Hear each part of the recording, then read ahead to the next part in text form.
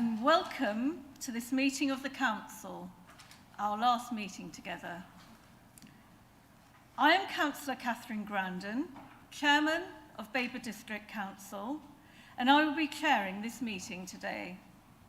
May I first of all remind you of some of our domestic arrangements. Toilets are situated outside the meeting room, opposite the stairs. Cold water is also available in the breakout area outside the meeting room. If the fire alarm should sound, please leave the meeting room by following the fire exit signs and meet on the Ipswich Town Football Club training pitch. Do not re-enter the building until you are told it's safe to do so. Please switch off all mobile phones or turn them to silence. I would like to remind everyone present that this meeting will be broadcast live to the internet and will be capable of repeated viewing. The whole of the meeting will be filmed, except where there are confidential or exempt items. If you make a representation to the meeting, you'll be deemed by the Council to have consented to being filmed. By entering this meeting, you are also consenting to being filmed by the Council and to the possible use of those images and sound recordings for webcasting and/or training purposes.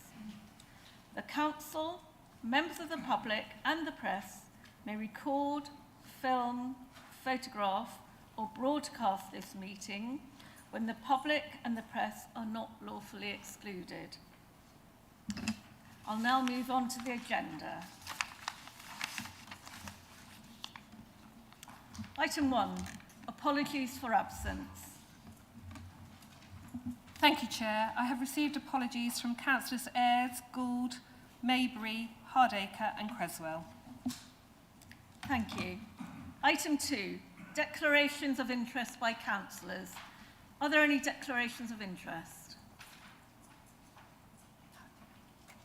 Thank you. No declarations of interest. Item 3, paper BC 2245 to confirm the minutes of the meeting held on 20th February 2023 for accuracy only. Are there any issues with accuracy? Thank you. Could I have a proposer, please? Simon Barrett. Thank you. Seconder? John Hinton. Thank you. We'll do a show of hands. All those in favour? Thank you. That is carried. Item 4, paper BC 2246, announcements from the Chairman and Leader. First of all, I refer you to paper BC 2246 for noting, and then I'd just like to say a few words. Well, councillors, we are reaching the end of our term with elections approaching. Some of us may not see each other again in this chamber. This is where I insert a sad emoji. I think we can all acknowledge our term has been a momentous one. As the intake of 2019, we have experienced a term that no other Babergh councillors have faced. Tomorrow will mark 3 years since Boris Johnson's announcement of the first lockdown, an occasion that most people are likely to have indelibly imprinted on their mind. Apart from the effects of the illness itself, COVID led to a whole new way of working, one that progressed to ongoing changes in the way that Babergh operates. Those new methods have become our current norm, but do you remember the difficulties officers and councillors experienced initially? I recall minutes before the first full council Teams meeting, frantic calls to Mandy as councillors couldn't work out how to access the system, or their Wi-Fi dropped out and Robert Carmichael was racking his brains working out the new tech. And it all seems so simple now. Apart from this aspect of working differently, we dealt with working solely from home and helped our residents cope with everything that COVID brought them. We encountered fear and hope.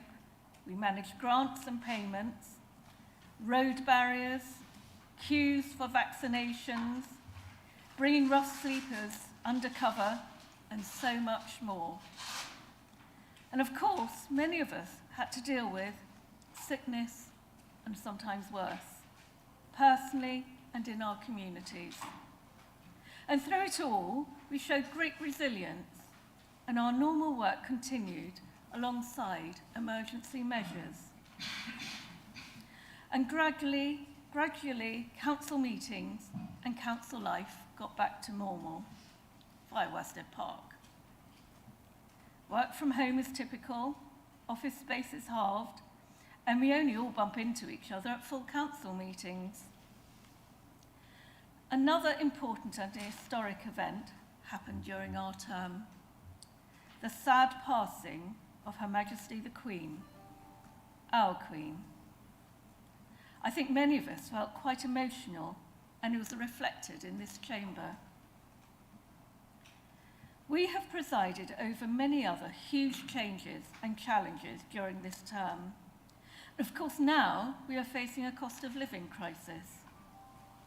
There will be aspects of this term that we will feel proud of, and perhaps others where we will think we should have done more or acted differently. But that's politics. It has truly been an honour and privilege to have been chairman of Babergh District Council. I've enjoyed every minute of it, especially having the opportunity to represent the council at civic events.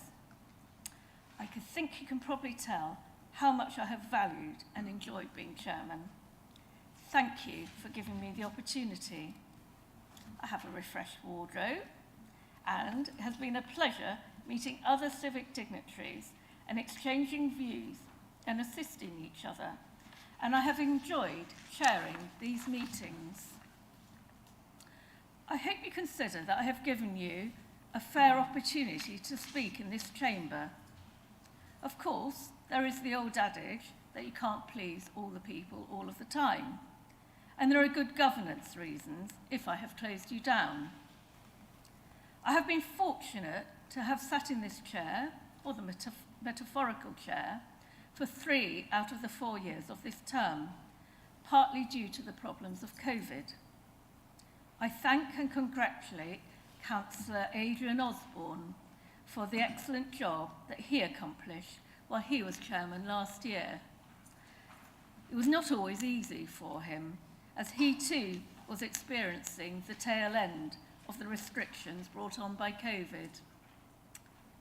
I'm very grateful for the support of all our fantastic officers who have supported our council meetings and who have supported us in our work in the district to enable us to carry out our work in our community.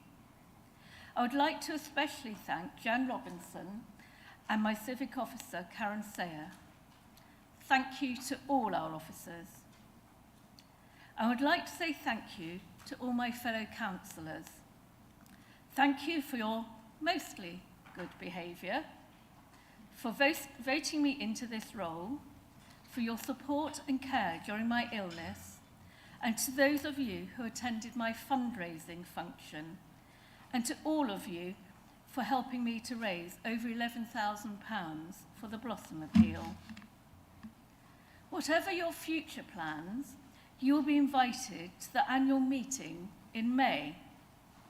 After the annual meeting, members are invited to a presentation of photos, awards and certificates, and there'll be some refreshments. I wish the best of luck to all of you who are standing in the forthcoming elections, and a happy and well-deserved return to Civvy Street for those not returning. Thank you.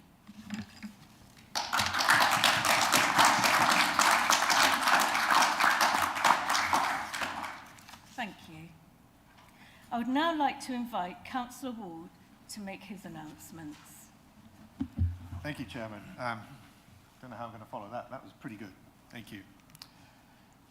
Last month, I reminded members about our end-of-term report, and I thought that this month, as it is the last council meeting before the election, that I'd take the opportunity to talk about what I think have been the highlights of the past 4 years.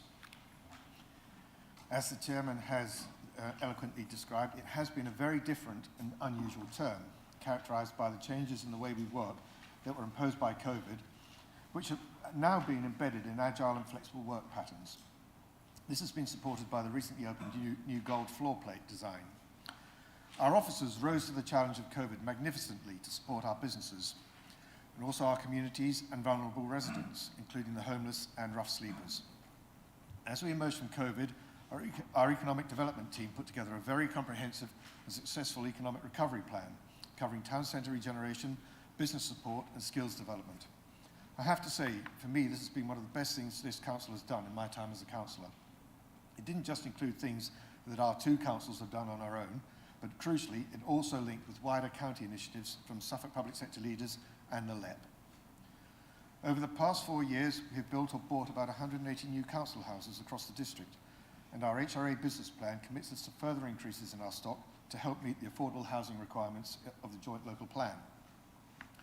Talking of the joint local plan, the Part 1 modifications required by the inspectors have been completed and are now out for consultation. This means Part 1 will be ready for Council to adopt towards the end of the summer. Meanwhile, work requested by the inspectors for Part 2 has started. Our carbon reduction management plan and biodiversity action plan are starting to deliver a real impact on improving the environment. Moving from diesel to HVO for our vehicle fleet and the installation of solar panels on our leisure centres and on carports in their car parks are now delivering significant reductions in the carbon emissions of the 2 councils, as well as generating a substantial proportion of the electricity used by the leisure centres. We have completed a groundbreaking tree canopy survey so that we now know where to target new tree and hedgerow planting for maximum benefit. I just want to list several other highlights. It is by no means an exhaustive list, but it does represent the breadth of what we've been able to do. On the economic side, there's the virtual high street, innovation labs, Innovate Local, and the Innovate to Elevate programs. 2 innovation awards events, both very successful, and also further events and competitions for school leavers and young adults entering the workforce. A new culture, heritage and visitor economy strategy. New customer access points, digital improvements with a new website imminent, and also digital skills sessions for residents. Local cycling and walking infrastructure plan. Hadley Commercial Workspace Project, and the new Hadley swimming pool. Refurbishment of the Kingfisher Leisure Centre. Communities and wellbeing strategies. The new combined in-house public realm service. Our support for Gainsborough House and St Peter's in Sudbury. The many community grants and SIL grants that we have made for projects and groups across the district. And finally, of course, the cost of living action plan that we had to rush through and get into place as a result of the turmoil of last year. So a very busy term, which has delivered a huge amount for our residents. However, there are still some unresolved issues that the new council and cabinet will have to address. The further development of our partnership with Mid-Suffolk being one.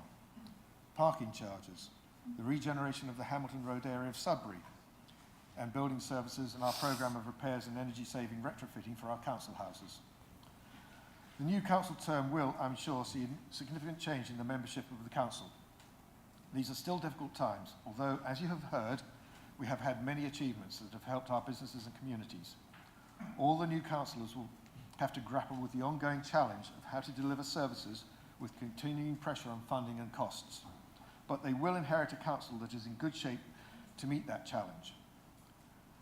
However, we must remain responsible and credible and not make promises that are impossible to deliver or which may impair our ability to deliver or indeed waste money.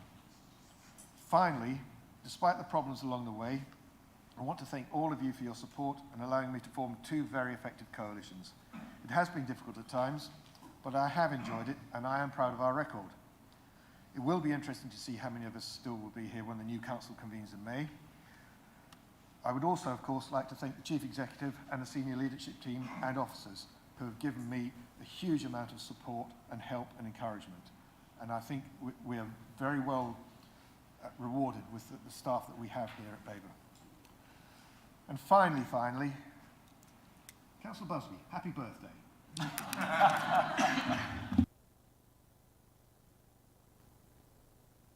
did say 49, I don't believe that Almost. either. Thank you, Councillor Ward, and happy birthday, Dave. Yeah, the drinks are on John later. We'll now move on to the agenda. Item 5, to receive notification of petitions in accordance with council procedure rules. Thank you, Chair. None received. Thank you. Item 6, questions by the public in accordance with council procedure rules. I refer you to the question in the tabled paper, and I would like to invite Deborah Dwyer to ask her question. Thank you, Chair. I have to say that this was my second question, so it somehow loses a little bit of context, but nevertheless, I will go ahead with this. So it is now estimated that nearly 60,000 illegal economic migrants arrive on small boats into the UK. The vast majority of these are adult males under the age of 40. We don't know anything about them as they have disposed of any ID documents before arriving. We don't know who they are. They have paid a trafficking gang for their journey. Film footage shows well-dressed men laughing and joking, making hand signals at cameras. They do not appear to be in...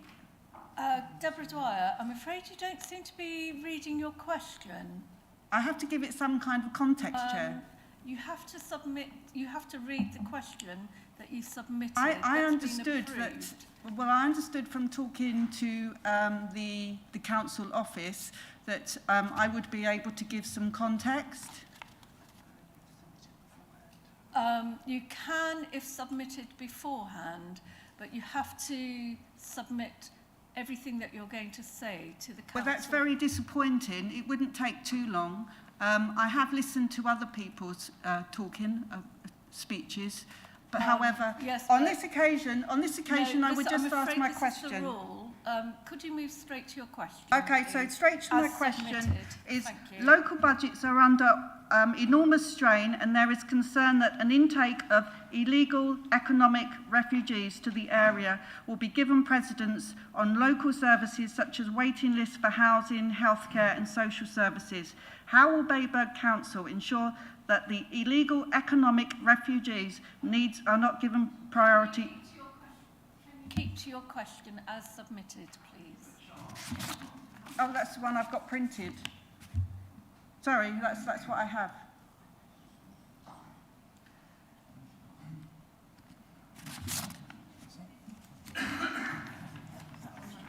No, it's saying things that aren't in the pack, that aren't in the words.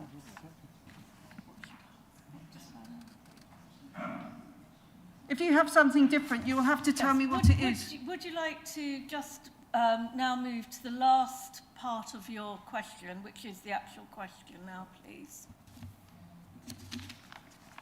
Are you talking about how will Yes, that's correct. how will Babergh ensure that illegal economic migrants' needs are not given priority over the needs of local people? Thank you. Thank you.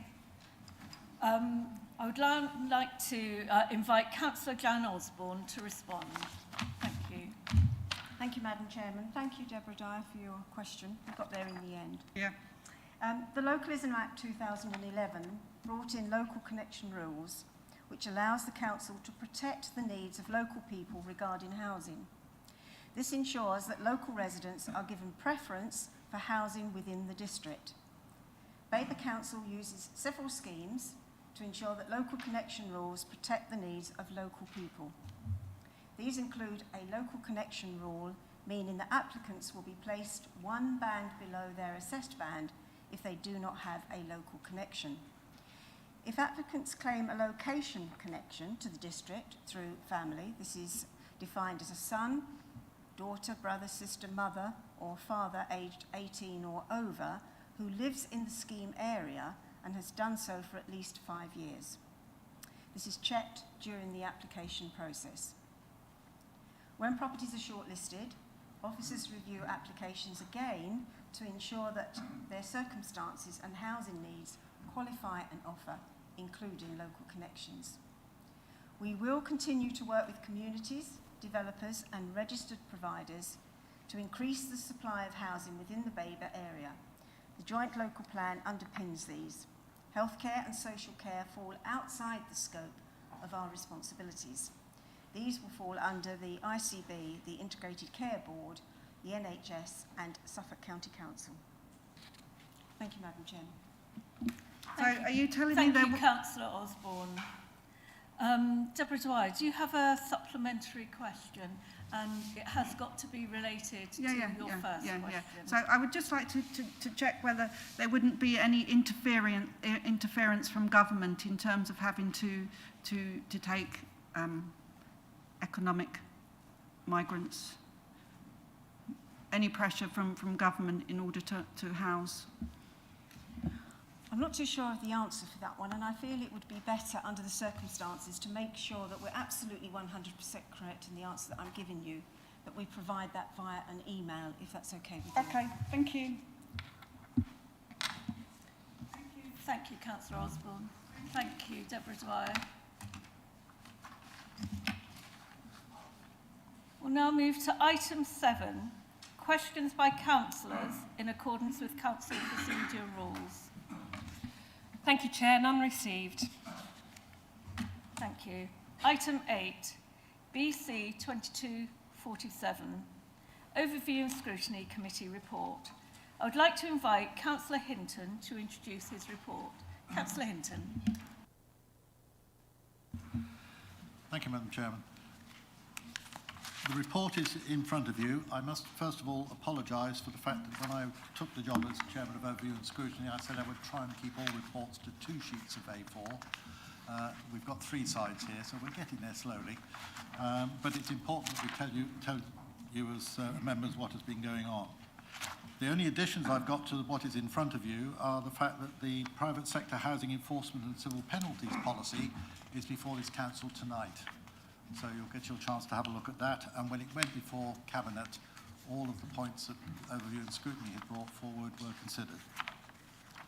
I would also just say that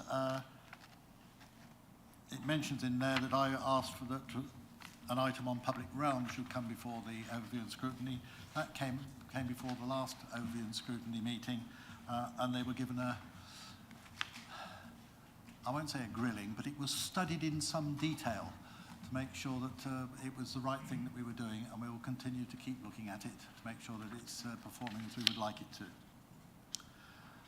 And lastly, I would just say that the water and sewage item that this council referred to Overview and Scrutiny after a motion from Councillor Lindsay, we didn't consider it at the last meeting because there was a request from Anglian Water that it be deferred to the next Overview and Scrutiny meeting, for the simple reason that their up-to-date data, that's the 22-23 data, would not be fully consolidated until the 22nd of April. And we felt that it was important that we had up-to-date data so that we could give it a robust and diligent hearing. I'm glad to take any questions if there are any, Madam Chairman. Thank you, Councillor Hinton. Any questions for Councillor Hinton regarding Overview and Scrutiny? Okay, no questions. So we'll move on to the next item on the agenda. Item 9, to receive reports from Cabinet members. I would like to invite Councillor Arthey to introduce his report, CMU1, Cabinet Member for Planning.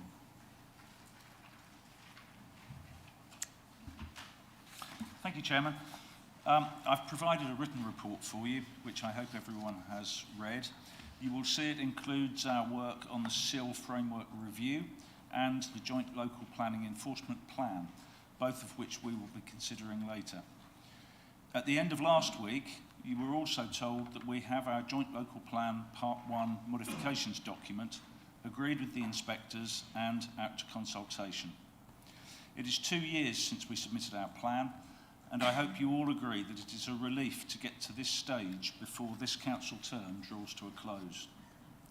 It has been an interesting and demanding 4 years, and our work on the JLP has been particularly challenging.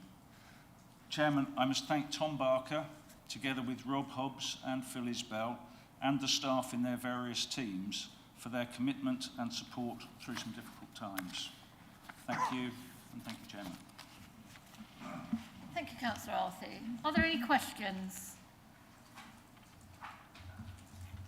If there are no questions for Councillor Arthey, I'll invite him to stand up again as he's taking our next item, which is BC 2248, Community Infrastructure Levy, SIL Expenditure Framework, 5th Review, March 2023.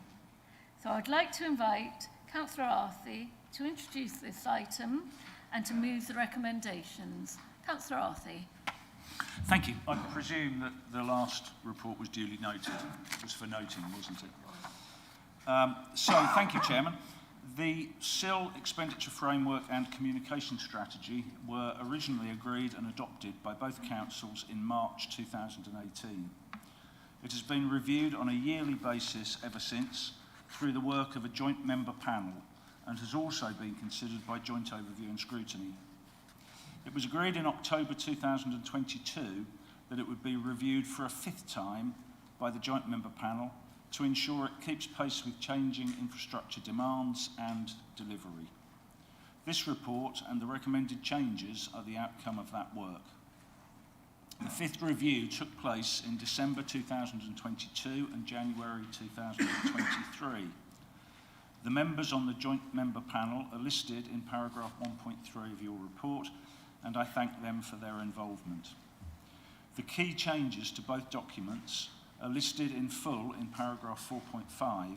And if I can just run through the SIL expenditure framework firstly. As you will see, key changes are around libraries, a clawback facility, and a reduction in the period for quotations to be held. You will also see the joint member panel confirmed our position regarding feasibility studies for district heating schemes and proposals from businesses for business purposes. The new £100,000 limit is endorsed, as is the use of ring-fenced monies first.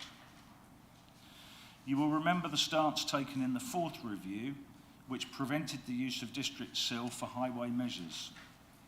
However, we are now recommending including highway measures which form part of a walking and cycling project for an LC WIP, the Local Cycling and Walking Infrastructure Plan. This is in addition to any other highway measures that might be delivered through Section 106 or under the Section 278 of the Highways Act. By continuing with this opportunity for funding, we believe SIL will be a key component in delivery of LC WIP schemes. You will also see that we are asking that we continue with proactive approaches for expenditure of district SIL and spending of neighbourhood SIL to encourage the delivery of infrastructure projects to support growth. We are also asking that we keep the SIL expenditure framework under review. We suggest another review, which would be the 6th, should occur whilst bid round 12 is underway in October 2023, so that any revisions are adopted before bid round 13 in May 2024. Finally, we agree the joint member panel will remain to inform that 6th review. Chairman, moving on to the SIL expenditure framework communication strategy, there is a small change proposed to the way we consult on SIL bids. Consultation will continue in the agreed way with the same parties and for the same 14-day period, but SIL bids no longer need to be valid for consultation to occur. We will also be looking to allow extensions of time if requested to do so. Finally, we will continue with 3 briefings each year for members and parishes, building on the well-attended and well-received briefings that were held in December 2022. I'm asking the Council to agree the changes under the recommendations in Section 3 of the report. They are at 3.1, that Babergh Council approve the amendments to the SIL expenditure framework, March 2023, as arising from the 5th review at Appendix A, and the SIL Expenditure Framework Communication Strategy, March 2023, at Appendix B. 3.2, that Babergh Council agree that the SIL Expenditure Framework and the SIL Expenditure Framework Communication Strategy be reviewed again whilst bid round 12 is being considered in October 2023, so that any amended scheme can be in place before bid round 13 occurs in May 2024. And at 3.3, that Babergh agree that the joint member panel be retained to inform that sixth review. Chairman, I'm proposing the recommendations and that the production of the yearly SIL calendar for 2023-24 should be agreed by delegated powers. Finally, my thanks to the members of the panel, which I've already expressed, and to Christine Thurlow and her team. We've got Christine and Joe Hobbs here. Joe Hobbs? Sorry. Joe Moy here this evening. Thank them for guiding us through the review. And if you have any detailed questions, I'm sure that Christine or Joe will be able to answer them. Thank you, Chairman. Thank you, Councillor Arthey. Could I have a seconder first, please? Councillor Ward. We'll now move to questions. Councillors may ask as many questions as they wish, however, must be relevant to the subject under discussion and must be a question. Has anyone got any questions for Councillor Parker? Thank you. Yeah, thank you very much, Chair. Just with regards to the clawback, and bearing in mind, Councillor Arthur, I'm a big fan of SIL. I think this is one of the single best bits of work that Council has done since 2017. I think we're looking at something in the order of £18 million that's come into the coffers and being distributed through the framework. So big fan. But can you just give me some explanation around the clawback? What not necessarily for members in the chamber, but for those that might be watching, what does that actually mean in terms of our residents, and what was the thinking behind the clawback? Why are we introducing that now and it hasn't been there before? Okay, thank you. It was as a result of one particular bid that we received, a large bid, and I think I can say which one it was. It was the establishment of a befriending scheme farm in Lindsay, which you were probably aware of because it was previously in Assington. There was a concern expressed, I suppose, that we had previously offered SIL funding, which had been accepted for the establishment of that befriending scheme farm in Assington, and just a few years later, that spending, if you like, it had been spent, so the infrastructure that it provided, if you like, was no longer going to be there. So it was possible for some of the funding that we'd provided, for some of the project costs, it was possible for some of those assets to be transferred, but there was concern expressed about the amount that was involved and the likely length of stay, if you like, of the proposed scheme in Lindsay. So we came up with a clawback facility, which they accepted, and that was that if for any reason the assistance that we'd given them proved not to be long-term, that we could actually claw back those funds. If you're asking about the specifics of how the clawback would work, which you might be, I'm looking at Christine Thurlow and hoping that she'll be able to add a little bit of detail to how that mechanism would work in the event that we were seeking to claw back the SIL funds that we'd awarded.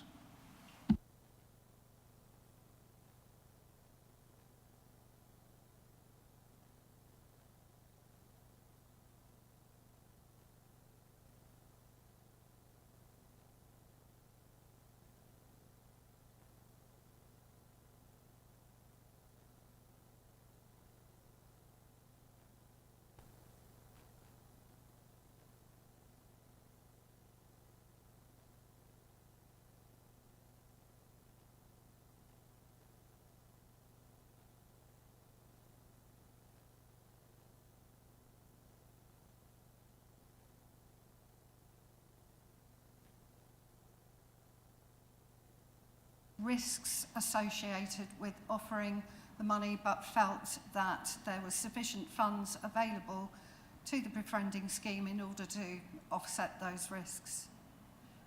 In terms of taking this forward for other cases, I think the joint member panel considered that this was an important principle, but would very seldom be used, because what we try to do with SIL bids is reduce all the risks and make sure that we are landing a project to take forward.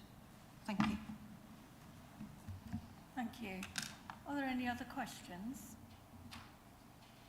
Councillor Melanie Barrett. Thank you.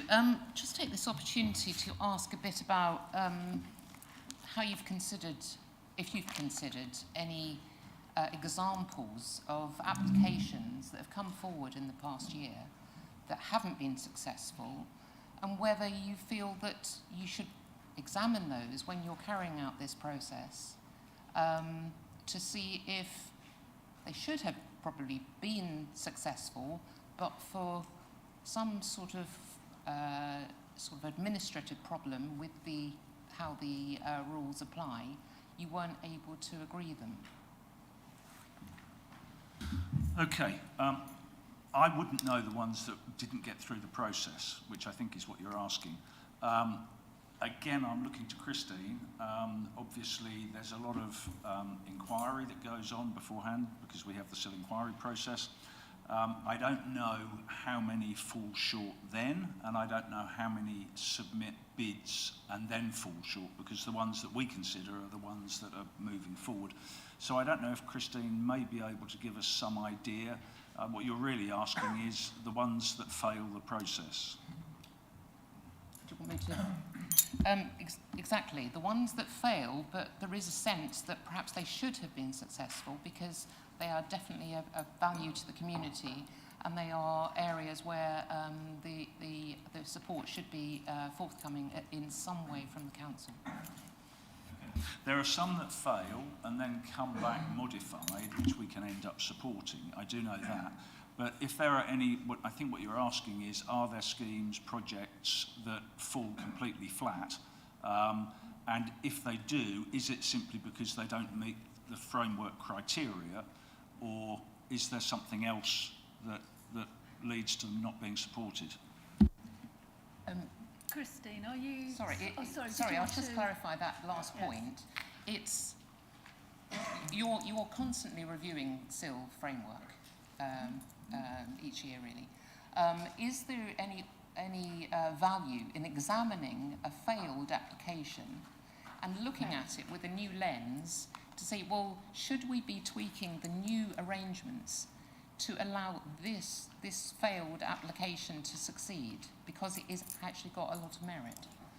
Okay, so I think what you're asking is, should the framework include a review of failed applications, basically? At least one. Okay. Or two. Christine, can you help us? Thank you. In the expenditure framework, one of the key principles is that we operate a can-do approach. So for those cases that are submitted as SIL bids, which lie outside the framework because people want more than 100,000 or they don't have all of their funding agreed, we generally either hold their SIL bid in hand while we negotiate with them. If it's a community bid and there is a need to attract more funding in order to land the project, then we would use one of our tools, a grant finder tool, in order to see if we can help community ascertain more funding. Projects do take quite a while to develop, particularly if all the sources of funding have not been identified. As some of the members who are in the chamber today, those on the joint member panel, they will probably recall that we have brought some cases in which don't exactly fit the framework, but we have looked at whether there are principles or approaches that we can use which would unlock a tranche of things going forward. And in the fourth review, I can tell you that we we don't do repairs and maintenance, but what we did do in the fourth review of the framework was that we brought in environmental improvements to parishes or community halls, and that has brought us forward a whole tranche of new projects that we are either working with or that we are taking forward to land in order to deal with environmental improvements to village halls that previously wouldn't have been acceptable. To my knowledge, we haven't refused any sill bid at all. If it's outside the framework, then we would talk about the fact with the community about why that was, and we would look at was there anything else we could help with. So there have been some changes to the framework year on year which allow things to open up and for new bids to come forward. And we are working either with outstanding sill bids which have made or with emerging bids as they're coming forward on that basis. Thank you. To add to that, I think the other thing that you have to understand is that there is a tremendous amount of help offered by Christine and her team, and it may well take some time for a project to actually get all of its ducks in a row, find all of its other funding and bring a project forward. So I think it was, and Christine can correct me if I'm wrong here, I think it was over 3 years from Christine's first involvement with an initial inquiry to the delivery of the extension at Preston St Mary Village Hall. It was a big scheme for them. It was kind of a bit delayed because of the COVID issues, but it's often, it was certainly over 2 years, wasn't it? I think it was about 3 years, that actually sat with Christine and the team before they eventually got the final bid approval and got the scheme delivered. Thank you. Yes, Councillor Holt. Yeah, just picking up on this topic that Christine mentioned about repairs, I think that Councillor Barrett might, perhaps this is an example of what we were looking at. An application goes in for a new roof for a village hall as part of a redevelopment of the village hall and is approved. Yet another village hall that's pretty much fallen down, needs a new roof, doesn't get funding. I mean, that's the sort of example to me that doesn't make sense, because perhaps an extension's going on one, it gets a complete roof. Because there's not an extension on the other, it doesn't get any help. I think that's the sort of example that, to me, seems unfair within the district. They're both village halls, they're both valuable to those communities, they're both needed by those communities, but they can't achieve the same sort of funding through SIL. That's an example that I think is possibly one that is a good one. Okay, I don't know the two examples that you've used, but the basic principle is that our framework means that we will not entertain bids for straight maintenance repair. And the reason for that is that we're collecting SIL connected, it's as a result of growth, and it's to provide the necessary infrastructure to support that growth. So it should be additional. There are circumstances where I suppose you're identifying a bit of a grey area where you could say what we're doing is an improvement, it is additional because we're putting on solar panels, because we're insulating the roof, we're actually making the infrastructure better and more usable. But in terms of simple repairs and maintenance, that wouldn't be eligible through our bidding process, but it would be eligible for an application to a parish council for neighbourhood SIL. It's one of the things that neighbourhood SIL is there for, really. The decision is within the community so that they can put that money into the infrastructure that they think they need. And they may do that as a part of a collaborative spend through a bid so that we will provide some money and the parish will provide some money. But if you remember, before we had SIL and we had Section 106 contributions that were defined at the time that a planning application was approved, in those days, we heard from communities saying, where's the infrastructure? And the answer was, well, there was a contribution to schools, education, there was a contribution to libraries, there were contributions here and there. But they said, but what we need is a new bus shelter, or what we need is an extension to the village hall. So the big advantage of what we do with SIL is that we can actually control those funds, and we can target the communities that actually want to provide the new infrastructure, and a lot of them that have had growth will have large amounts of neighbourhood SIL.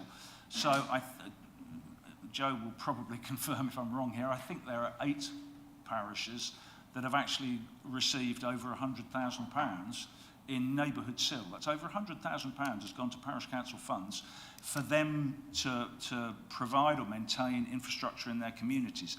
And that can include a new notice board, it can include maintenance to the village hall.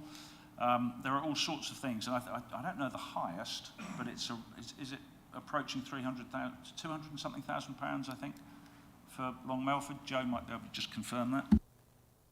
Yeah, so from income collected for SIL to date, for the neighbourhood portion, Long Melford got the most at £320,000. Thank you. Are there any other questions? Councillor Hinton. Thank you, Madam Chairman. I'm glad they don't follow my rule of 3 sheets or 2 sheets of A4, because there's 150 odd pages here. There's an awful lot of information. I've managed to wade through quite a lot of it, and it seems to me that there are some areas where our communication could be improved as to what is actually done with the money, or when people apply for money, whether they think that the community thinks that it's what's needed as well. And I take the example, for instance, of East Berkholt High School, who are looking for half a million to extend the sports and recreation facilities available for the community use. Well, have they found out from the community what they want? Have they spoken to the parish council? Has it all been sorted out as to what is actually required? Or is it just going to take money away, using a sports council, etc. as well, to help top up that money from other organisations like the lawn tennis club or the bowls club or the football club? So I think we need a better communication strategy in terms of involving the communities in these applications. Because if I'm the only one who finds them by looking through 150 odd sheets of paper, then you can bet that most of the village won't have seen it either. And also, moving on from that, but on a similar sort of vein, £370,000 for bring sites for rubbish. I think that most people would say that they pay their council tax to the county to include rubbish disposal. Collection by the district council, yes. Disposable by the county. Why is it being paid for again via this? Especially when some of it is for Portman Road Walk in Ipswich. Well, it's not very green to take your rubbish all the way into Ipswich from Babergh. I know from my particular ward, we take it into Essex when we can. We have a bit of difficulty at the moment because Essex County Council's, they've sorted it now, but it took them a while to get it sorted that they wouldn't accept our postcodes when it came to booking a slot because their system was up the creek. But anyway, that one's water under the bridge. But if it's going to be environmentally friendly, these bring sites have got to be close to where the rubbish is generated. And the fact that there is money for extension or expansion, etc., in Sudbury and Ipswich, but leaves out Hadley in the middle, seems a little bit strange. And I just ask for some clarification as to what happens there, especially when you see there's another item in here, when I can find it, where there's something like 200 odd million or something that's coming from all the councils surrounding Ipswich to help improve the road structure and the road network in the middle of Ipswich. Well, if we're giving them, building all the houses and giving them all the business, then surely they should be able to take that from business rates, which goes off to the Suffolk Leaders Group, and take it from there, rather than it being spent perhaps on improving a rail junction at Newmarket. Just a thought. Councillor Arthey, I think there were some questions in there, so have you got those? I was frantically trying to make some notes so that I got all of the different questions. I think that there's an answer that addresses quite a lot of what Councillor Hinton was asking. And I think that's around the identification of projects as a result of growth. So they're not something that we come up with. So if you get, and funnily enough, he's picked up on a couple on the outside of Ipswich, which is quite a good example. So we have growth, Wolsey Grange, and that's going to generate a need at, let's say, the household waste and I think he's talking about household waste and recycling centres. He referred to bring sites, but I think you're talking about the household waste and recycling centres, which are indeed a county responsibility. The point is, though, that our growth is on the edge of Ipswich, and those people will use that site.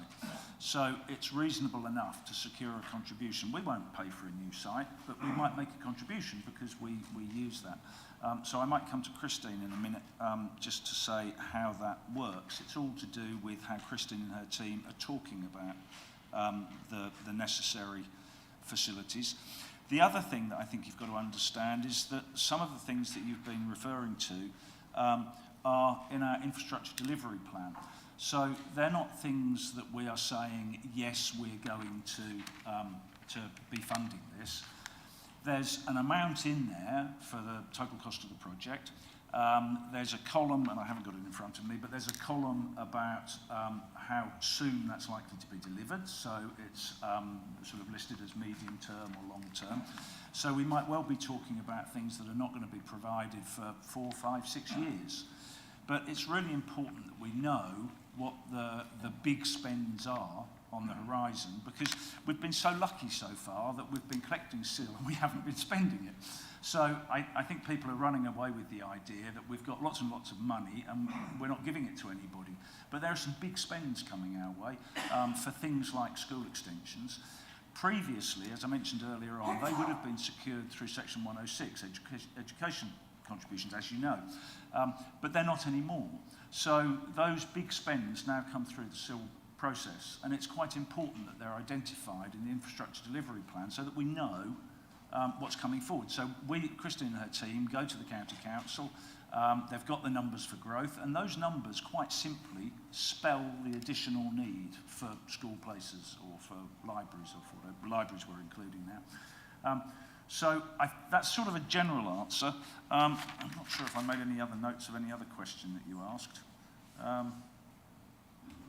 No, I don't think so. So I don't know, Christine, if you can add a little bit of detail to perhaps the way that you talk to the various other councils, infrastructure providers, just to provide all of that detail. It's not, if I'm honest, really a question about the framework, which is what I'm asking you to approve today.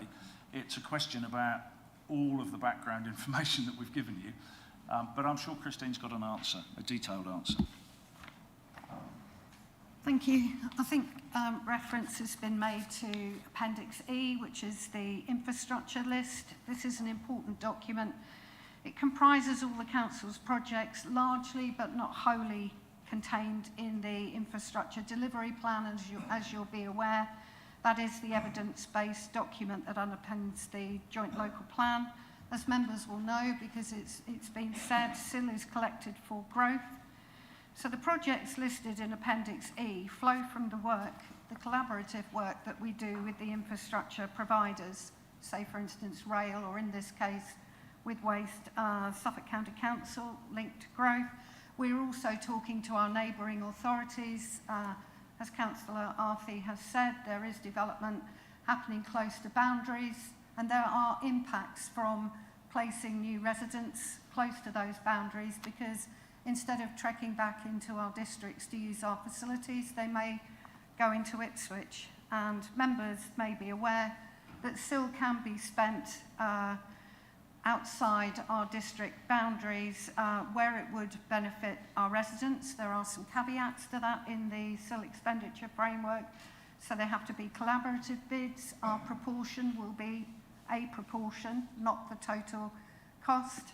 And in this particular case, yes, we are talking to Ipswich Borough Council and will continue our conversations, and we would be expecting Section 106 money to be brought to the table because they are not yet a SIL charging authority. I don't know, Tom, if you want to add anything? Thank you, and through you, Chair. I think yes, you've referenced Appendix E, their estimates and forecasts from those infrastructure providers.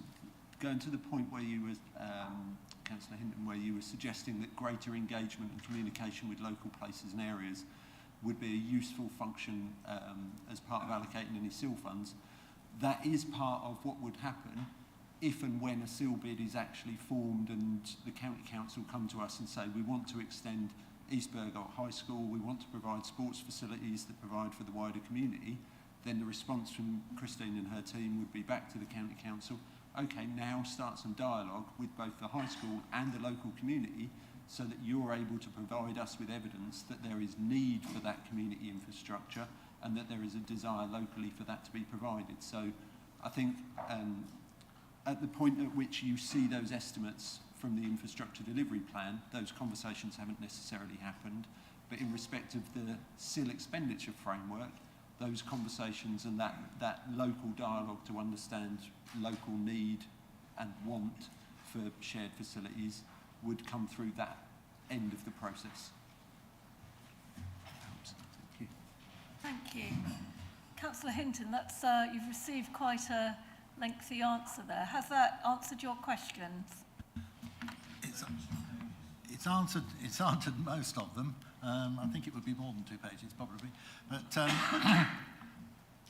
the infrastructure delivery plan was mentioned, and I must admit that it's one of my least favourite documents attached to the local plan, for the simple reason it seems to change by the week, and things go onto it and off it without any sort of rhyme or reason.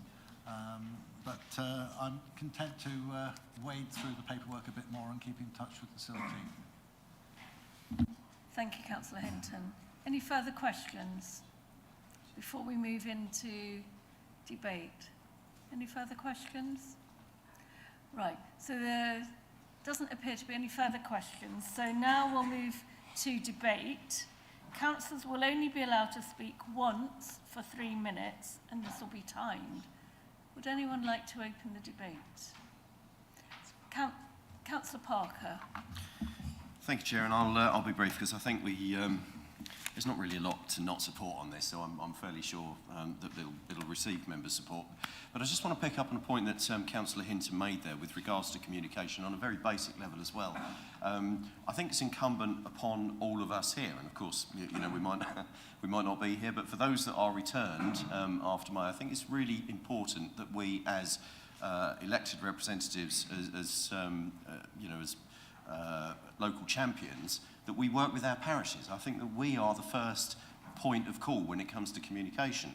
So, for example, how many of us as councillors are working with our parishes to help them formulate their PIPs, their parish infrastructure plans, and actually understanding or helping those communities understand how they can spend this money. This is eye-watering sums of money that are coming, because Councillor Arthur is absolutely right. The charge always is that, you know, infrastructure isn't provided with development, and of course, by its nature, those parishes that have the most amount of money are those parishes that have received the most amount of development, which doesn't always sit easy with those communities. That's understood, but this is such a beneficial thing for our communities that I think that, you know, if any of us get an opportunity to go onto that working panel, grasp it with both hands, because it really helps you understand that framework. So I should be supporting and I should be quiet. Thank you. Thank you, Councillor Parker. Would anyone else like to speak? Oh, Councillor McLaren, thank you. Thank you, Madam Chairman. I would like to just reiterate, which Councillor Arthur mentioned, were the parish liaison meetings that were held by Christine and her staff.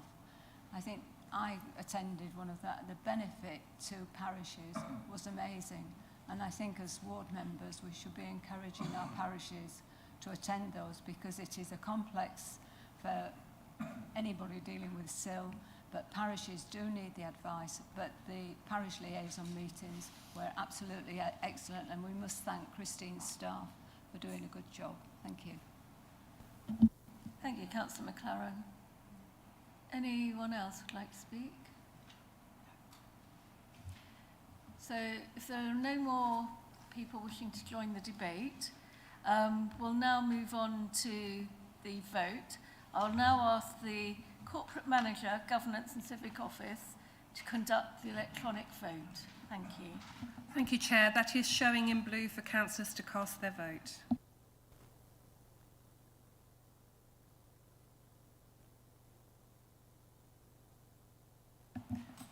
Councillor Beer, can I take your vote, please? 4. And Councillor Newman. Thank you.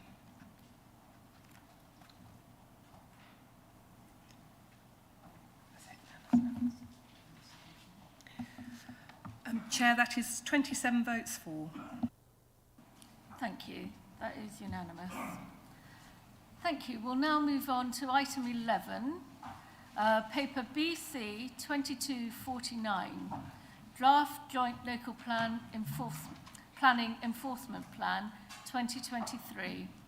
I would like to invite Councillor Arthey to introduce this item and move the recommendations. Councillor Arthey. Thank you, Chairman. You could be forgiven for thinking that I've left all of these things till the last minute, couldn't you? So you will see from your papers that I'm presenting this on behalf of the Planning Enforcement Task and Finish Group. So firstly, some background. The existing Joint Local Planning Enforcement Plan, this is a bit of a mouthful, by the way, but there's a reason for that, and that is that if we have one of these, and we don't have to have one, but if we do, it has to comply with government speak about what it's called. So it's the Joint Local Planning Enforcement Plan. So the existing one was adopted in 2017, and the process of service transformation in planning enforcement started in early 2020. This has included process mapping and efficiency review using Visio software and development, and the introduction of a suite of consistent uniform software actions and templates. You can tell that I'm reading that out because I'm really not familiar with all of these systems. Enterprise case management software, already used in the development management service, has also been brought into day-to-day use by the team. In December 2020, following a report on the Enforcement Service, Joint Overview and Scrutiny Committee instructed the Chief Planning Officer to establish a Joint Member Officer Task Group to review and make recommendations on the joint, well, can I say JLPEP, having regard to the best practice and other examples of good practice. The Joint Member Working Group first met in May 2022. The group reviewed other examples. This is quite an important bit, really. We reviewed other examples of good practice in planning enforcement policies at other councils, including Ashford, West Northamptonshire, Redbridge, and Milton Keynes. 50. The group also considered what good practice for Babergh and Mid Suffolk should look like. Members from across both councils attended the working group meetings. Along with myself were Councillors Byrne, Stringer, Guthrie and Field from Mid Suffolk, and Councillors Busby and Ward from Babergh. My thanks to all of them for their valuable input to help put together the proposals in front of you today. If I can move on to the key features and changes. The new plan comprises a policy and a prioritisation strategy. The policy document sets out an explanation of the principles behind planning enforcement activity. In order to more transparently explain how investigations are considered, the prioritisation strategy details the factors and weighting that will be given to different matters through the course of an investigation. For clarity, a simplified investigation process map showing the typical stages of an investigation is included. The policy summarises and explains our approach to planning enforcement, what it is and what it is not, and what is and is not a breach of planning control. So it explains how suspected breaches should be reported for investigation. The policy refers to the prioritisation strategy and process map to explain how reports will be investigated. The current policy filters reports into 3 categories: high, medium or low.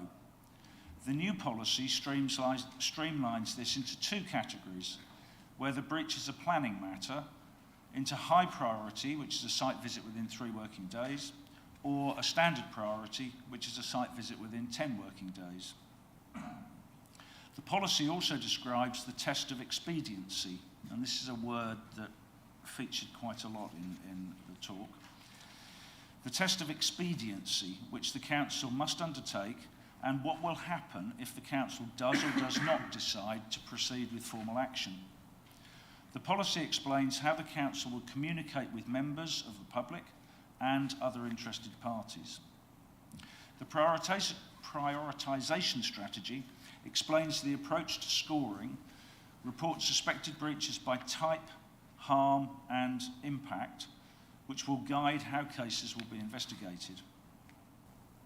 As this is a new approach to investigation, it is recommended that this is reviewed by the Joint Member Officer Working Group after 12 months. That's to ensure that it is effective, efficient, and ensures cases causing unacceptable planning harm are appropriately investigated.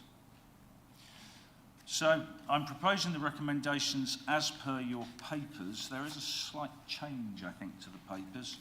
So 6.1 is that the draft Joint Local Planning Enforcement Plan, I think it says policy in your papers, that should be plan, 2023, the JLPEP, set out at Appendix A, be adopted and published on the Council's website. 6.2, that the Director of Planning and Building Control be authorised to make any necessary consequential amendments to finalise and publish the JLPEP. And I think one of those is at page 216, second bullet point of the second sentence. I think there's a little carryover there from drafting. So if anybody got to that page and read that bit and thought that shouldn't be there, well done. So finally, that the 6.3, finally, that the policy be reviewed by a joint member working group within 12 months of its implementation. So this is kind of ensuring that if we have got anything a little bit wrong and it doesn't work quite right, that this can be reviewed. Similar sorts of principles to the SIL framework, a little bit of suck it and see. If we have problems with it, if any of it is not working, we commit ourselves to review it within 12 months. Thank you, Chairman. Thank you, Councillor Arthey. Can I have a seconder, please? Councillor Alistair McCraw. Now we can move to questions. Councillors may ask as many questions as they wish. However, they must be relevant to the subject under discussion and must be a question. Who would like to start the questions? Councillor McLaren. Thank you, Madam Chairman. This subject is as important to parish councils as the previous subject was. Can I ask if there are any plans to, once this is adopted, any plans to work with parish councils in liaison meetings or online training? Thank you. No, but it's a great idea. So I'm looking towards Phil Isbell, who helped compile all of this, and I'm very much hoping that he will agree that we ought to be able to do some town and parish briefings to explain it to them. Thank you. Did you want to talk? Yes. Thank you, through you, Chair. Yes, we do believe that it's a change that will need appropriate training of parish councils in the coming months. So we will be looking to do that so that they understand both the way the process works and can explain it to their parishioners with some ease, one hopes. I think, Chairman, just to add to that, also the new members that come in, well, any return members or new members, it would be useful to have that training session to include councillors as well. Thank you. Yes, Councillor McLaren, did you have a I did have a further question, yes. Madam Chairman. Thank you very much. We need to know, this is an increase in work for the planning enforcement team. Do we have the resources within the department to deal with this effectively? Thank you. That isn't really a question for me. It falls under Phil Isbell and his team. So I'll ask him to answer that. I very much hope the answer is yes. Through you, Chairman. We now have a full team, which was not the case for the past 3 years. So we have now a complement of staff. They are all training, and therefore, to that extent, we are in a process of staff development and growing our own, as it were. I think it's therefore my view that we are going to have to invest some time in training up more junior officers so that they gain experience on difficult cases. But over time, my opinion is we will have the resource that we need to do the job. I don't feel there's a need at this stage to ask for further resource to accomplish this, but clearly, whilst we're in a process of training, we are going to have to put some of our time into educating and informing officers who have come to the planning enforcement profession from other areas. Thank you. Thank you. Thank you, Madam Chair. Thank you. Councillor Jan Osborne. Yeah, thank you, Madam Chairman. Actually, I was going to ask the same question. You beat me to it. Because obviously, Councillor Arthey referred to priority cases, that there would be a site visit within 3 working days, which is quite an ask, actually. So I do hope there are going to be sufficient resources in place. It's not more a question, it's just I think you've copied and pasted on Appendix A, on page 216, on the second bullet point, you've got, is this the right term, please? Sorry, that was the example I was giving of something that will have to be... Sorry, can I stand at the same time? That was the example I was giving. I'd identified one particular error. That was from the drafting process. Okay. So it's somebody had put in, is this the right term or is this the right wording term, or something? please. And obviously that will be taken out. Yeah. Okay, great. Well spotted. Excellent. Shows I'm doing my homework and reading it. Thank you. Councillor Simon Barrett. I totally agree about the trading. I think it's really key on enforcement because I think there is, certainly from parish councils, I think they think that everything is very easy to enforce and the council has many bits of ammunition in its locker. Actually, it's the other way around.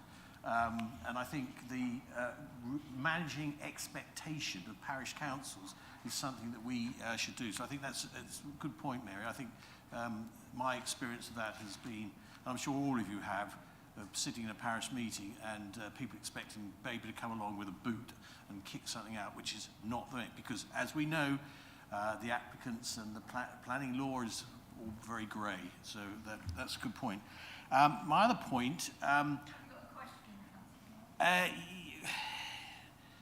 yes. I sort of get lost sometimes, especially on the last meeting of the last council of are we in a debate or questions? And we do merge a lot into this. We're in questions at this moment. I'm trying to get so we don't have to have a debate. On page 231, Appendix C, I think that's a very good diagram. It's of the flow of where how the process works. I think that's quite good. It's good to see. What I'm just querying, and this is sort of my question, I think I know the answer because you never ask a question unless you know the answer, do you, Councillor Arthey? So, am I thinking that in the officer stage, obviously the administration stage, you've got 3 working days to get those into that point. The officer stage, it looks to me like the maximum time is 38 days. Would I be correct? Because you've got high, 3 working days, medium, 10 working days at one point. Then you've got your consultation period, 28 days, and then that would be the end of that period. Is that right? So the maximum on that would be, I think, according to my maths, probably 28 days. Would anyone like to confirm? Sorry, 38 days. Sorry, 38 days. Yeah, Phil as well. Thank you. Chairman, through you, I think it's important to remember that that workflow is a typical workflow rather than a specific case expectation. There is a more detailed version of this which officers use and are developing a set of performance measures against, but for the purposes of a public document which members can share with their parishes and can discuss as need be, this is designed to set out what a typical investigation would take. It is not expected to be an absolute guarantee that each case will follow that, nor is it appropriate to share greater detail, lest that cause mischief on the part of those who might seek to cause mischief. So our perspective as officers, and I haven't sat down and calculated the number of days specifically, is that what you see within the policies, or within the plan, forgive me, is intended to set out a generalised expectation, and that there will be communication with the ward member about the details of that as the process is followed. And you can see various contact points through that workflow which are expected to provide updates to councillors about the progress of the investigation. And clearly, as we say within the plan, that will need to be tailored to the specific matter being investigated. So clearly, it's not just parish councils that need their time and things managing, or their expectations managed, it is councillors as well, and probably this councillor. Councillor McCraw. On reflection, mine wasn't a question, more for debate. I'll hold it back. Thank you. Councillor Hinton. Thank you, Madam Chairman. Just a quick point, looking at the workflow and the various papers that come with it. One of the areas which seems to be unrepresented, and I'd like the officers to explain if this is the case or not, and that is a time frame around getting a response from legal, because it seems to be the standard response at the moment is, it's with legal, I'm waiting for them to come back. We know that a lot of it goes via the shared legal partnership at Bury St Edmunds. They're always complaining that they're overworked and all the rest of it. But do we build any of that or any of that expertise into our own legal representation here in Babergh? Well, I think that's a really good question, and a lot of us, I think, have been, it might be everybody in this room, I don't know, has been frustrated when things get stuck with legal for quite a while. I don't know if Phil Isbell can give us an answer as to what sort of measures he has, what sort of tools he has to speed up legal response. Chairman, through you, the situation with legal is that hopefully the amount of times and cases in which you'll need legal advice are relatively small, and that officers within the team should, from within the skills in the team and from my planning colleagues in my team, manage to deal with any straightforward legal questions rather than the more complicated ones. Inevitably, when you get to the point of serving a notice or following a prosecution, those are more complicated points where you need to allow the right time for lawyers to get involved. But they are a small proportion of cases, and therefore the workflow does not accommodate or particularly provide for the time taken by other people who might contribute to it. And it could well be that other professional bodies might need to be asked for advice in relation to an enforcement matter. Highways is one, perhaps flooding might be another. And so to that extent, legal advice is not a particular factor which we think would affect the way that the workflow is processed, although I understand that in many cases to be told that the matter is with lawyers is an unsatisfactory answer. Thank you. Are there any further questions? Oh, yes, Councillor Arthey. Well, it's a further answer, really, to one of the earlier questions, or a comment on the question from Councillor Barrett. I think the important thing here is that we spell out to all parties, that's the person who might be doing something that needs enforcement, and the person who's complaining about what it is that they think needs enforcing. So that's all parties, and we need to spell out to all parties what they should and what they hopefully can expect of us.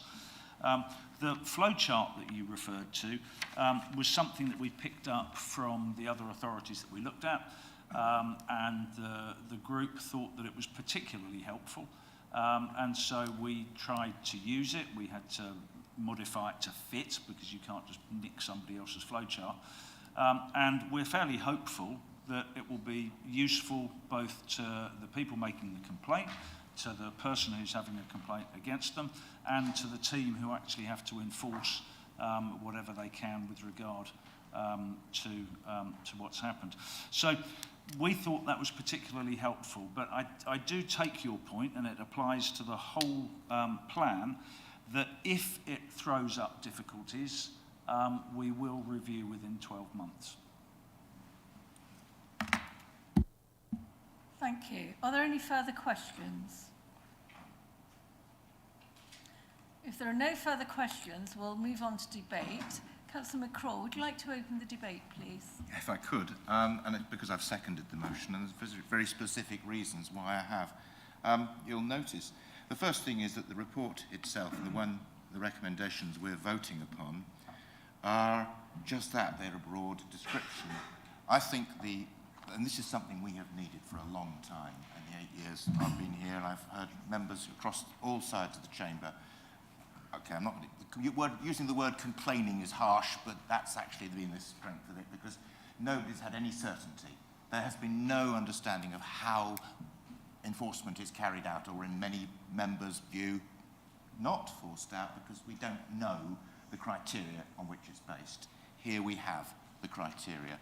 And I just draw attention to the fact that not only is it needed, this provides a structure. I take a particular interest because this is an identified risk as part of our risk management, and it's described, and I would draw members' attention, not that it's what we are discussing, but that's the meat and the bones and the meat of it is that Appendix A, B and C, the plan, the strategy behind it, and of course the flow chart. That's going to be the sort of thing that we as members, if we're back, will be able to look at and maybe to make an assessment with when we're discussing a potential enforcement case with any officers in planning enforcement.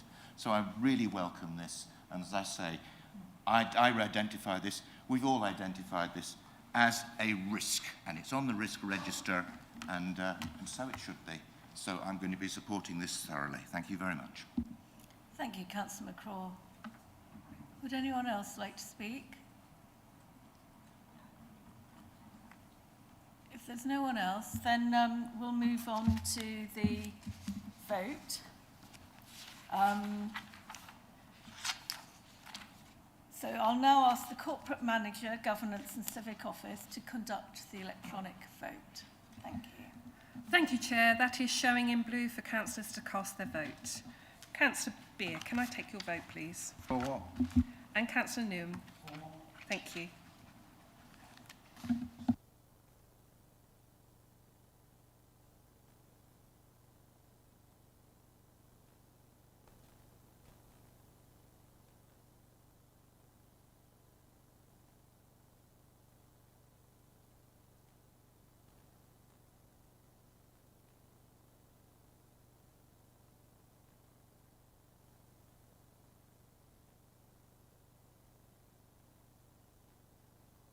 Councillor Melanie Barrett, can I take your vote?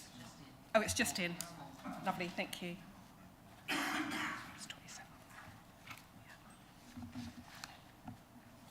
Yeah. Chair, that is 27-4. Thank you. So that is carried. Councillor Arthey, I'm sure you'd like to rest your voice now. Thank you, Chairman, and I'll have the chocolate that you've handed out as well. Thank you. Good, enjoy. Moving on to item 12. Paper BC 2250, special urgent decisions taken by officers under delegated powers in accordance with Part 2 of the Constitution. I would like to invite the Chief Executive to introduce this report. Thank you. Thank you, Chairman, and good evening, Councillors. I'll be extremely brief. As you know, where decisions are made outside of formal council meetings for reasons of urgency or exempt from call-in, then they are reported back to the next available full council meeting for noting. In this particular case, you'll see the decision within the papers that was made, the reason being it related to funding received by government with particularly tight timescales under which they had to be delivered, and as a result it wasn't possible to take it through the normal mechanisms, and so urgent decision was made, hence reporting it back to you this evening. Thank you, Councillors. Thank you. So unless anyone has any questions, that was for noting. Great. So item 13, paper BC 2251, Council's Parental Leave Policy. I would like to invite Councillor Ward to introduce this item and move the recommendation. Councillor Ward. Thank you, Chairman. Councillors will know that we don't yet have a parental leave policy for councillors, so that there's no entitlement to maternity, paternity, shared parental or adoption leave. Now, there's no legal entitlement for councillors to have this, but it is possible for us to adopt a policy. And indeed, when we considered the Independent Remuneration Panel's report back in October, there was a recommendation to create a parental leave policy within that report. And so, consequently, this evening, we've got a draft policy here to consider. It's based on the LGA model policy, so it's similar to the policies that are being adopted around the country. Now, you may think, looking around the council, why do we need a parental leave policy? But the point is, we do need to make public office more accessible to a much wider range of individuals, rather than just those of us who have retired and got time on our hands. And so we do need to increase that diversity, age, experience and background. And so this is one of the small things we can do to help with that diversity. So therefore, I do want to propose the recommendation that we approve the adoption of the policy that you'll see at Appendix A in the report. Thank you. And I'd like to have a second, please. Thank you, Councillor Ward. Are you seconding? Yeah, I'm happy to second this. And we actually, in Sudbury, and Councillor Lindsay will know, we have a young mother county councillor who has been bringing her baby to council meetings, managed to stop certain speakers in their tracks. But, you know, it is there. People do need it. And it is really encouraging to be able to get younger people. We all suffer. Looking around here, Grecian 2000 sales are excessive in Sudbury and in council chambers. But we do need to encourage younger people, and we need to make it easier for them to access coming to councils and be able to be accountable. So this is something that we should all really embrace. And, you know, we are now on the election trail, and we're all looking for younger people. Please come forward. That's an advertisement for everyone, not just the Conservatives, but everyone. So I do support it, by the way. Thank you, Councillor Barrett. Can we move now to questions? Has anyone got a question? Can ask as many questions as you like. Councillor Melanie Barrett. Thank you very much. A practical aspect to it. What are the arrangements for the cover if the person is off for 6 months, especially if they're a member of the cabinet? Will there be someone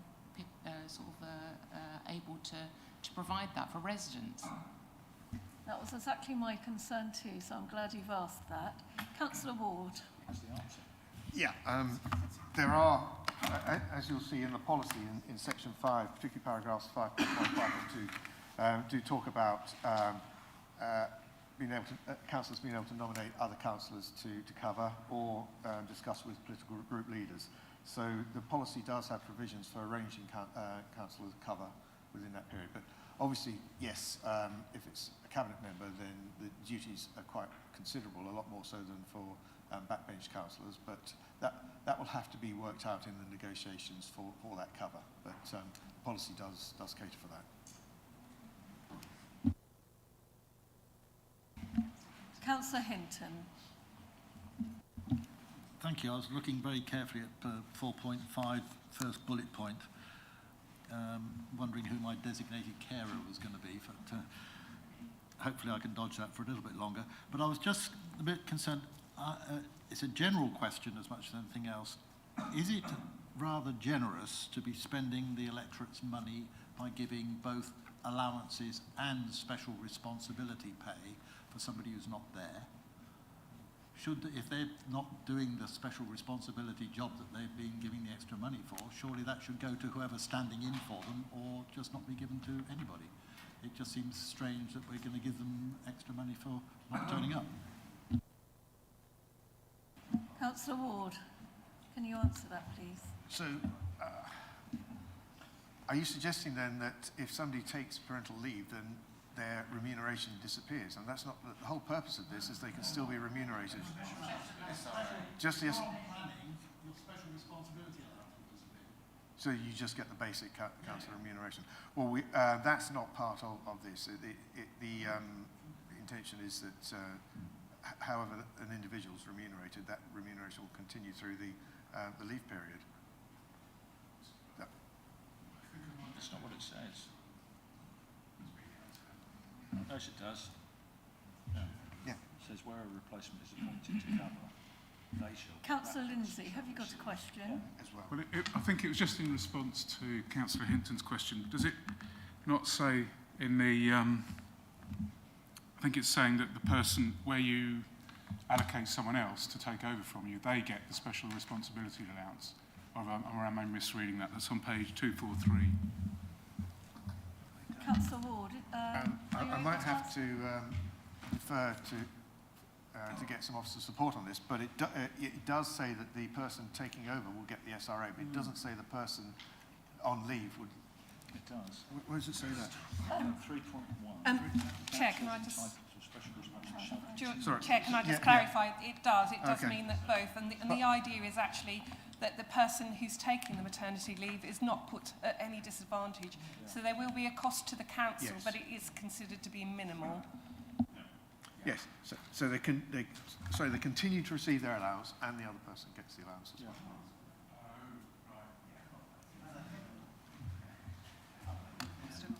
Councillor McCraw.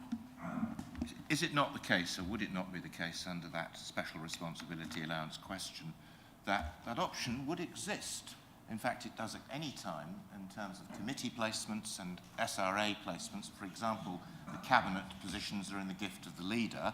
And if an individual felt that they just wanted to have their regular allowance and not take their SRA, they would have that option. All we're saying is we're not going to deliberately take it away from them. Is that a fair statement?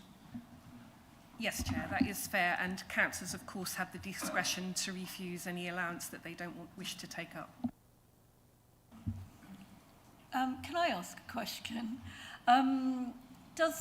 Should we be extending this to, or does it already extend to carers and other people who have particular responsibilities?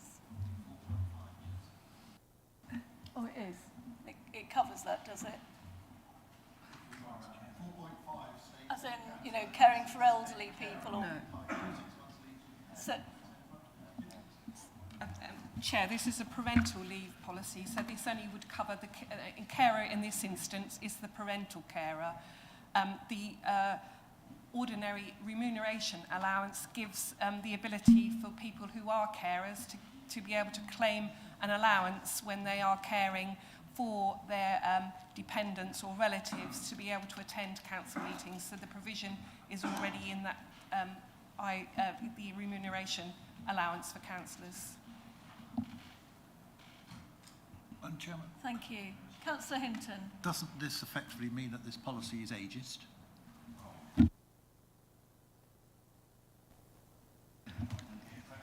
Chair, this is just literally to cover for paternity, maternity leave, adoption, and the other permutations that come with that.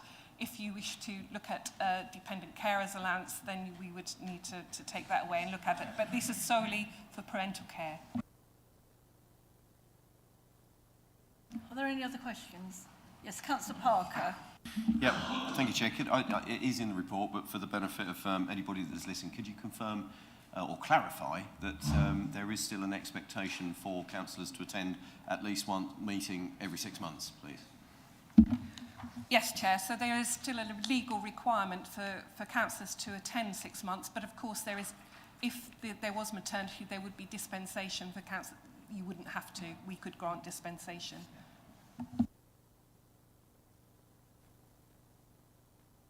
Any further questions? Yes, Councillor Busby. Does this apply to people who become eligible during their term, or does it apply to people who are in the position before their term, before the term starts? 9 months term? 4 months, 4 years. what I'm thinking is that somebody could, let's say,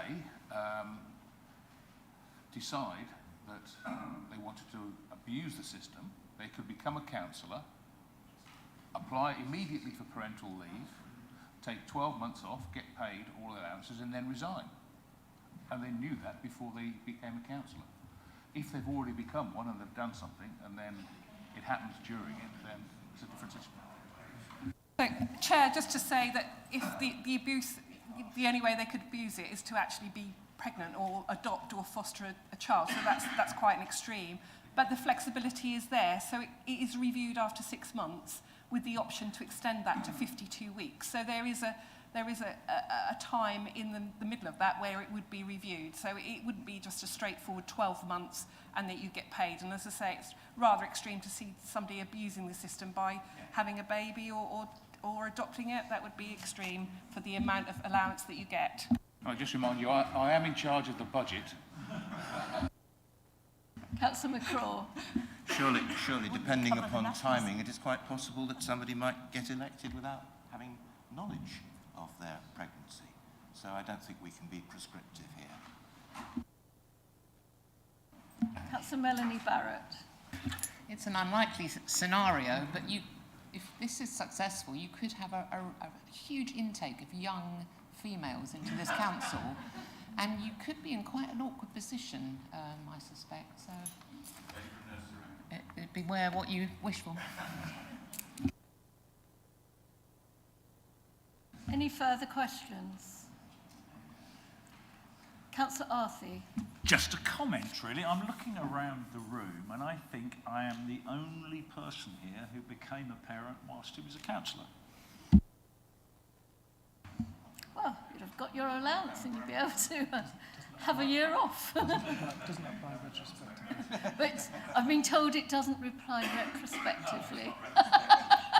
It might have been a while ago as well.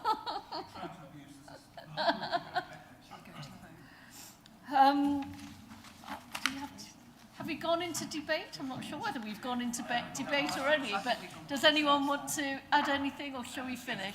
Oh, Councillor Lindsay. Oh, just to say I support this, but I don't, and just to perhaps allay Councillor Mrs. Barrett's concern, the bigger problem is the size of the allowance and the time that's required for a young parent to be a councillor, I'd say. I think this is important to address that particular issue. But I think, and another thing that shocks me is the smallness of the allowance that our leader has. It's a full-time job, and he's getting the pay of a for a part-time sort of worker. I think that's a bigger problem, to be honest, for all councillors. Yeah. And I think I've been ill and I was off for some time, and I did arrange for other councillors to do my work. But I think people don't realise that we're not. It's not a full-time job. It's supposed to be doing it full-time, 24/7, and the allowance that we get, unless you are a leader or a cabinet member, the allowance you get reflects the fact that it's a part-time position. But I think for young people, it's not enough to get them off the career path to become a councillor anyway. Thank you.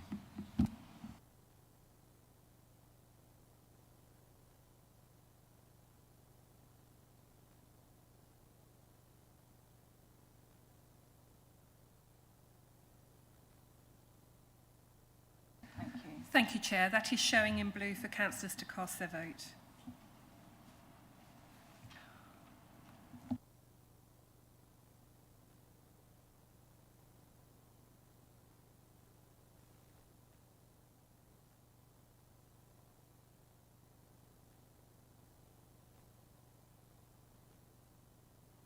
Councillor Beer. Oh, it's gone. And Councillor Newman? Right, okay.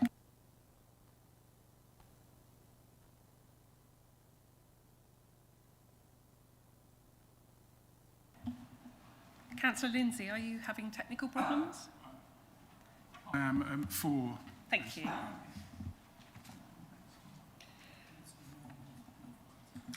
Councillor Norman? Not a question or anything really, just mention that I'm going to have to leave the meeting if that's all right, Okay. so just to let you know. Thank you, that's no. Chair, that is 24 votes for and 1 abstention. Thank you, that is carried. Item 14, paper BC 2252, Pay Policy Statement 2023-24. I would like to invite Councillor Ward to introduce this item and move the recommendations. Councillor Ward. Thank you, Chairman. As councillors will be aware, and as set out in the report, the council is legally required to adopt a pay policy statement each year. The proposed statement for 2023 to 24 is set out in Appendix A. Following the decisions made by Council in March last year, the statement has been updated to reflect the salary and job title changes made to the Directors and Deputy Chief Executive. No changes are proposed for 2023 to 24.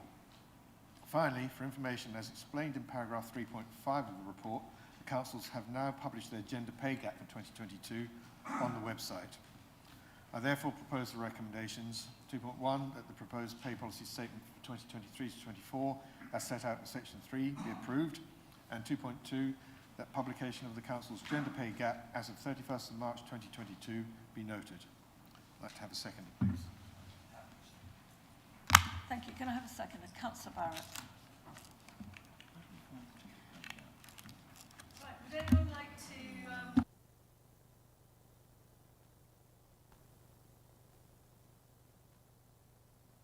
Any questions? If there are no questions, I'll move to debate. Would anyone like to open the debate? So, as there's no questions or debate, we'll move straight to the vote. Thank you. I'd like to invite the Corporate Manager, Governance and Civic Office to conduct the electronic vote. Thank you. Thank you, Chair. That vote is now in progress.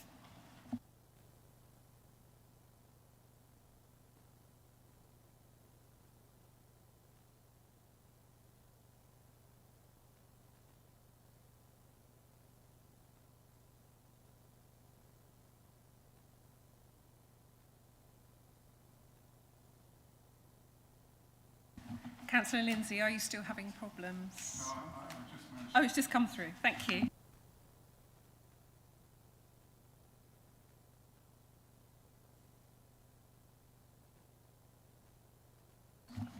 Councillor Busby? Do you want me to, shall I take it manually? Thank you. Councillor Parker?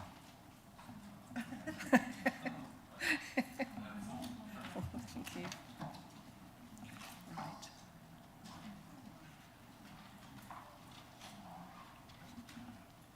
That's 20. Yeah. Chair, that is 23 votes for and 1 abstention. Thank you. That is carried.